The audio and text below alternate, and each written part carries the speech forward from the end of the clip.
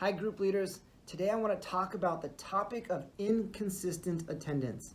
Now, we've all been there. People sign up for our group, and then over the course of weeks, maybe months, attendance begins to trickle or waver, and we're going, what happened? What's going on?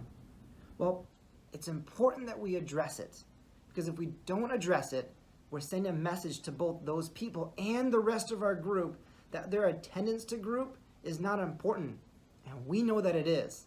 We want people to be showing up every week. So I'm going to give you 4 tips on how to get ahead of this inconsistent attendance and what to do if it is happening in your group. So tip number 1, vision casting. Inconsistent attendance is a subtle or maybe even a not so subtle way of sending the message that this group is not important to me. Now, nearly everyone I know is incredibly busy and has more things to do than time to do them. And so when they're considering attending group, they're going to be asking valid questions like, why am I going to go to this meeting? Why am I prioritizing group over this other commitment? Or maybe the most compelling question is, what's in it for me? And so as a leader, we have to be firm in our why. We have to be confident about why we're meeting together. Because being in group is critical to growing in your relationship with Jesus. Right? It's not just about believing in something, it's about belonging. And belonging happens in group. And so when we belong to a group, that's when we can encourage one another to what? Grow in our faith. That's when we can hold one another accountable to what? Grow in our faith. And when our faith is rocked and we need people to stand by us and hold our arms up, that happens in a group that we belong to. And so if your relationship with Jesus is important to you, if you want to grow, then it is critical to be in a group with other believers to get that bigger picture and that accountability and that belonging of people who are also growing. I would say it's the height of arrogance to say, I don't need a church family. So, number 1 is we cast vision and we stand firm on why group is important. Number 2, consistency. Be super consistent when your group meets. So every group at Church on the Ridge, we have 4 seasons. We have winter, spring, summer, and fall. And every season has a start date and an end date. So start on the start date and ask for people to show up and be consistent for the entire season. And then set a time and a place that is consistent every week. Same time, same place, every week.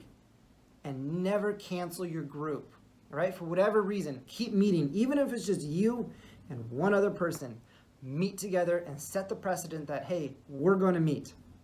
And finally, lead by example, right? The other day I had an opportunity a few months ago, to go to the Monday Night Football game, the Seahawks, and free tickets to go to the stadium. But my group meets on Monday night. And so I had to pray through it, and I actually wrestled with this, and I go, no. This is challenging my values, and I value my group so much that I need to be there.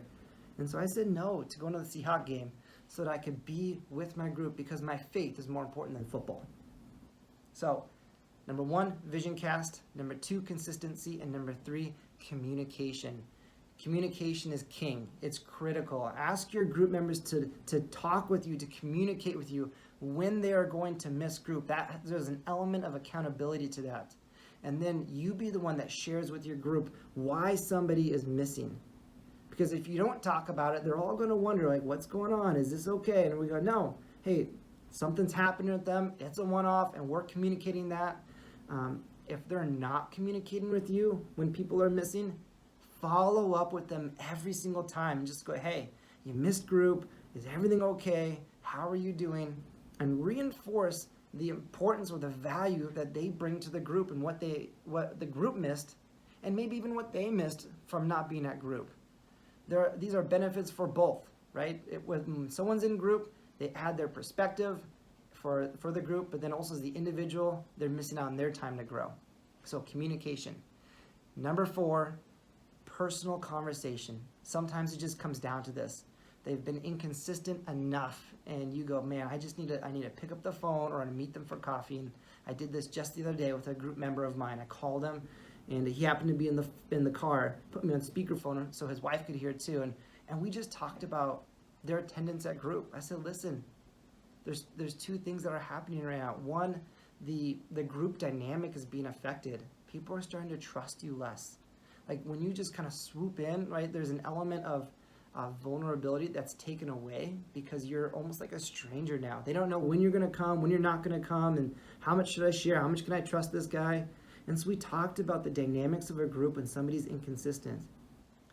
And then I turned the conversation to them. Hey, the dynamics of your personal walk with God. This is important for you to grow and to make this a priority.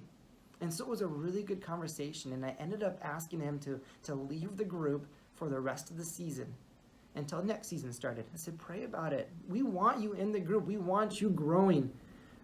But we also want to make sure we have consistency and people who are prioritizing group and want to be there because we belong to one another. And so that was my challenge for him. And he's like, Kev, I'm going to be there. I'm going to be there every week. And I said, hey, I would love that. And you know what? It worked. There was something in that conversation that sparked, and he hasn't missed a week since. And so maybe sometimes just that conversation will go a long ways. I hope this helps, and the key to this is you can't ignore it. Press into this issue and at least have the conversation. Let me know if you have questions or want to walk through it together. I'm praying for you guys. I'm for you. Lead a great group. I love you guys.